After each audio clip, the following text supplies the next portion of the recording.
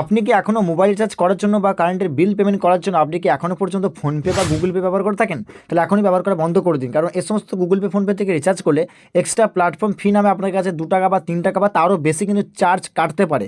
আর আমি আপনাকে এমন একটা রিচার্জ কোম্পানি অ্যাপের নাম বলে দেবো যে অ্যাপস থেকে আপনি রিচার্জ করলে এক্সট্রা চার্জ কাটা তো দূরের কথা, আপনাকে কিন্তু ঘুরিয়ে কমিশন দেওয়া হবে।